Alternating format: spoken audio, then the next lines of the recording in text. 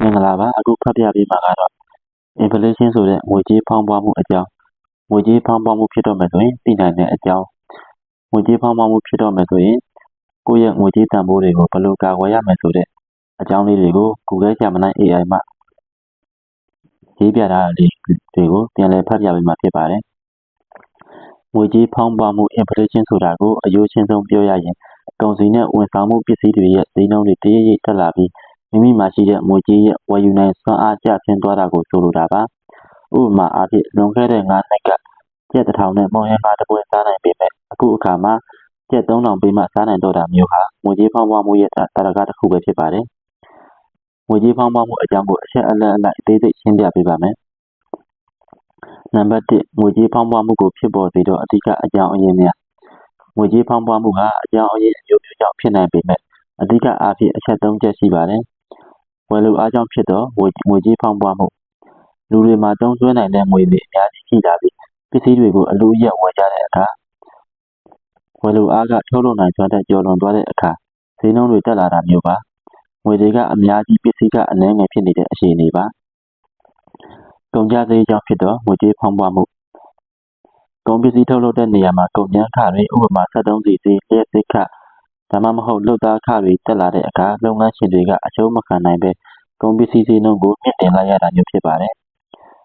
ငွေကြေးပမာဏများပြားလာဖို့အစိုးရကငွေစက္ကူတွေကိုအလွန်အကျွံရိုက်နှိပ်ထုတ်ဝေတာဒါမှမဟုတ်နိုင်ငံခြားငွေလက်နှုန်းမတည်ငြိမ်တာတွေကြောင့်ပြည်တွင်းငွေတန်ဖိုးကျဆင်းပြီးကုန်ဈေးနှုန်းတက်လာတာမျိုးပါနံပါတ်2ငွေကြေးဖောင်းပွားမှုအမျိုးအစားများအနည်းငယ်များသာဖောင်းပွားခြင်းတစ်နှစ်ကို3%အောက်သာဈေးတက်ခြင်းဒါဟာစီးပွားရေးဖွံ့ဖြိုးမှုအတွက်ကောင်းမွန်တယ်လို့ယူဆကြပါတယ်နှစ်အတင်းဖောင်းပွားခြင်းတစ်နှစ်ကို3%မှ10%ကျတက်လာခြင်းဒါကတော့သတိထားရမယ့်အခြေအနေပါ3အချိန်အဟုန်ဖြင့်ဖောင်းပွားခြင်းတစ်နှစ်ကို10%ထက်ကျော်ပြီးတရိပ်ရိပ်တက်လာတာမျိုးဖြစ်ပြီးစီးပွားရေးမတည်ငြိမ်မှုကိုစတင်စေပါတယ်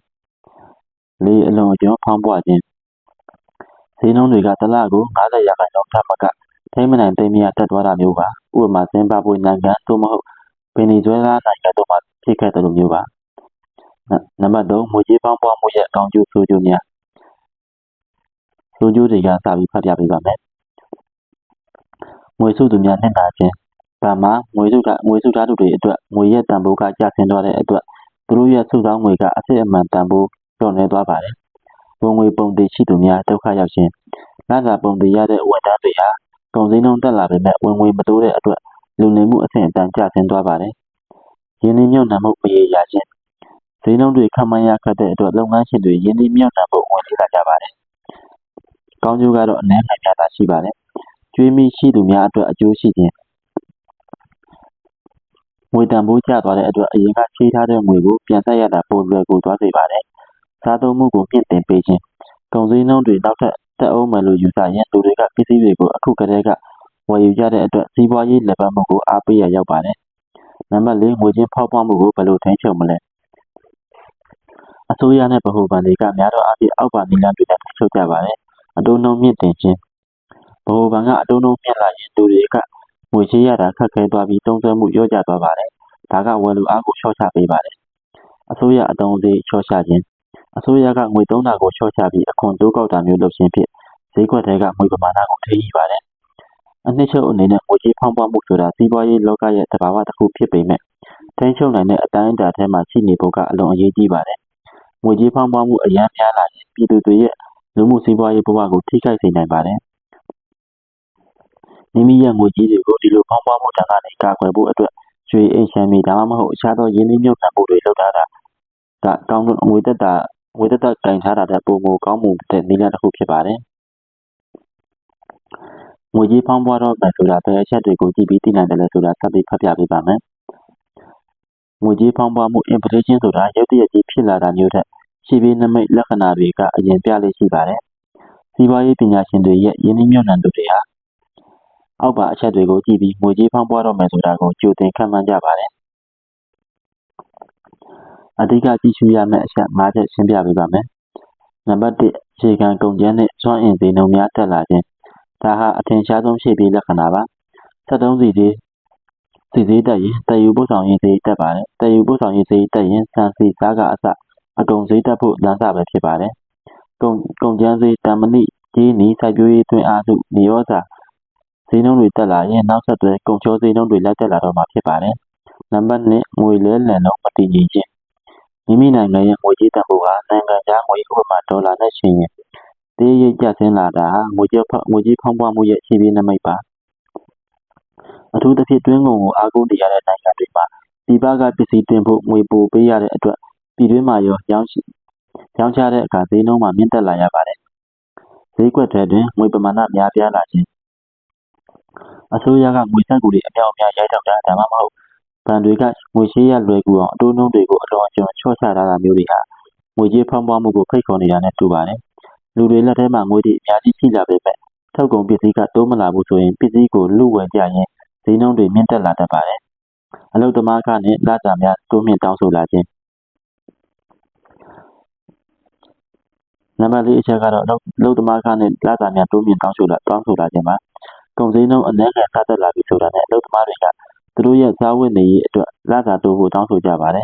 လုပ်ငန်းရှင်တွေကလစာတိုးပေးလိုက်ရတဲ့အခါသူတို့ရဲ့ထုတ်လုပ်မှုကုန်ကျစရိတ်ပိုများသွားပြီးအဲ့ဒီကုန်ကျစရိတ်ကိုကုန်ပစ္စည်းဈေးနှုန်းတွေထည့်ပေါင်းပေးလိုက်ပါတယ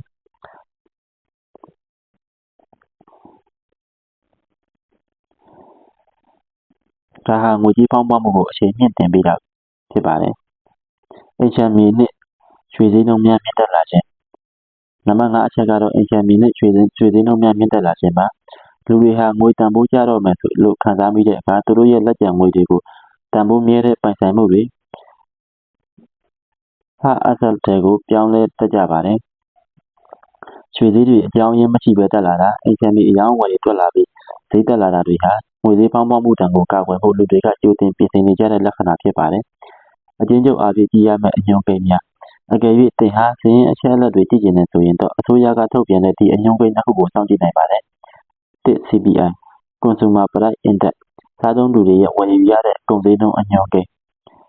2 PPI Producer Price Index ထုတ်လုပ်သူတွေရဲ့ကုန်ကျစရိတ်အညွှန်းကိန်း PPI တက်ရင်မကြာခင် CPI လိုက်တက်လိမ့်ရှိပါတယ်ငွေကြေးဖောင်းပွားတော့မယ်ဆိုရင်ကိုယ့်လက်ထဲကငွေတန်ဖိုးလျော့ပါမသွားရအောင်ဘယ်လိုကာကွယ်သင့်တယ်လဲဆိုတာကိုဆက်ပြီးဖတ်ပြပေးမှာဖြစ်ပါတယ်ငွေကြေးဖောင်းပွားမှုတန်ကိုကာကွယ်ဖို့ဆိုရင်အဓိကတော့ချက်ကတန်ဖိုးကျဆင်းမိငွေသားကိုကင်ထားမိအစားတန်ဖိုးတက်နိုင်တဲ့ပိုင်ဆိုင်မှုအဆက်များတဲ့တို့ပြောင်းလဲထားဖို့ဖြစ်ပါတယ်။တင်းလက်ထဲမှာငွေတန်ဖိုးမလျော့ပါရအောင်လုပ်ဆောင်တဲ့အထူးရောက်ဆုံးနည်းလမ်းများကိုအောက်တွင်ဖော်ပြပေးလိုက်ပါတယ်။နံပါတ်1တန်ဖိုးမြဲပိုင်ဆိုင်မှုများသို့ပြောင်းလဲခြင်းဒါဟာမြန်မာနိုင်ငံမှာရောကမ္ဘာမှာပါအသုံးအများဆုံးနဲ့စိတ်အချရဆုံးနည်းလမ်းပါ။ရွှေဟာနှစ်ပေါင်းထောင်ချီပြီးတန်ဖိုးထိန်းသိမ်းမှုအကောင်းဆုံးအရာအဖြစ်ရပ်တည်နေပါတယ်။ငွေတန်ဖိုးကျဆင်းချိန်မှာရွှေဈေးဟာအမြဲတမ်းပြန်တက်လေ့ရှိပါတယ်။အိမ်ချမ်းမြေအကယ်၍သင်မှာငွေပမာဏအတော်အသင့်ရှိတယ်ဆိုရင်မြေကွက်အိမ်တိုက်ခန်းဝယ်ထားတာဟာအကောင်းဆုံးပါကုန်စည်နှုန်းတက်ရင်အိမ်ချမ်းမြေဈေးကလည်းလိုက်တက်ပါတယ်နံပါတ်2ခိုင်မာသောနိုင်ငံခြားငွေကိုင်ဆောင်ခြင်းမိမိနိုင်ငံတွင်ငွေကြေးဖောင်းပွနေချိန်မှာကမ္ဘာဈေးကွက်မှာပုံမခိုင်မာတဲ့နိုင်ငံခြားငွေတွေဥပမာအမေရိကန်ဒေါ်လာစင်ကာပူဒေါ်လာယူရိုစတာတွေကိုလဲလှယ်ကိုင်ဆောင်ထားခြင်းကသင်ဝယ်ယူနိုင်စွမ်းအားကိုကာကွယ်ပေးနိုင်ပါတယ်နံပါတ်3စတော့ရှယ်ယာနဲ့ယင်းနှိမ့်ညွတ်မြတ်တမ်းမှုများရှယ်ယာမျာ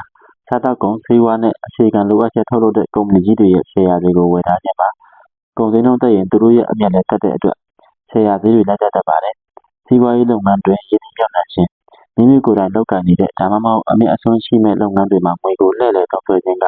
ငွေသားအဖြစ်ဒီတိုင်းထားတဲ့ပိုကောင်းပါတယ်နံပါတ်4ကုန်ကျန်းပစ္စည်းသို့မဟုတ်ပစ္စည်းများကိုကြိုတင်ဝယ်ယူခြင်းအကယ်၍သင်ဟာလုပ်ငန်းရှင်တစ်ဦးဖြစ်ရင်ဒါမှမဟုတ်မဖြစ်မနေသုံးစွဲရမယ့်ကုန်ပစ္စည်းတွေရှိရင်ဈေးမတက်ခင်အရင်ပစ္စည်းကြိုဝယ်ထားခြင်းကငွေကိုကာကွယ်နည်းတစ်မျိုးပါဥပမာနောက်6လအတွင်းသုံးမဲ့73စီကုန်ကျန်းသို့မဟုတ်စားကုန်များကိုအခုဈေးနဲ့ကြိုဝယ်ထားခြင်းကနောက်ပိုင်းမှာပတ်စံကုန်မဲ့တန်ကိုတက်တာစေပါတယ်နံပါတ်5မိမိကိုယ်တိုင်မိမိကိုယ်ကိုယင်းနှိမ့်မြှုပ်နှံခြင်းဒါကတော့ရေရှည်အတွက်အကောင်းဆုံးပါငွေကြေးဖောင်းပွားမှုကတင့်ပန်တဲ့ကငွေကိုဖျက်ဆီးနိုင်ပေမဲ့တင့်ရဲ့ကျွမ်းကျင်မှုစကေးနဲ့အသိပညာ knowledge ကိုတော့မဖျက်ဆီးနိုင်ပါဘူးခင်းတဲ့အညီဝင်ငွေပို့ချနိုင်မဲ့ပညာရပ်တွေကိုသင်ယူထားခြင်းကဘယ်လိုစီးပွားရေးအခြေအနေမှာမဆိုတင့်ကိုရည်တည်စေနိုင်ပါတယ်။ရှောင်တင်ရမယ့်အချက်များငွေသားအမြောက်များကိုလက်ထဲတွင်သို့မဟုတ်အတိုးနှုန်းနဲ့သောဗန်စင်းတွင်ဒီအတိုင်းထားခြင်းငွေကြေးဖောင်းပွားမှုနှုန်းကဗန်တိုးနှုန်းထက်များနေရင်တင့်ငွေဟာတနေ့တခြားတန်ဖိုးနည်းသွားပါလိမ့်မယ်။မလိုအပ်ပဲအကျွေးပူဝယ်ယူခြင်း အတိုးနှုန်းကြီးမားတဲ့အကျွေးတွေနဲ့မလိုအပ်တဲ့ပစ္စည်းတွေဥပမာနောက်ဆုံးပေါ်ဖုန်းဝယ်တာမျိုးကိုရှောင်ကျဉ်သင့်ပါတယ်အကြံပြုချက်များသင်မှရှိတဲ့စုဆောင်းငွေပမာဏပေါ်မူတည်ပြီးဘယ်နည်းလမ်းကအသင့်တော်ဆုံးလဲဆိုတာကွဲပြားနိုင်ပါတယ်ဥပမာငွေအနည်းငယ်ပဲရှိတယ်ဆိုရင်ရွှေအနည်းငယ်ဝယ်ထားတာမျိုးကအဆင်ပြေနိုင်ပါတယ်ကျေးဇူးအများကြီးတင်ပါတယ်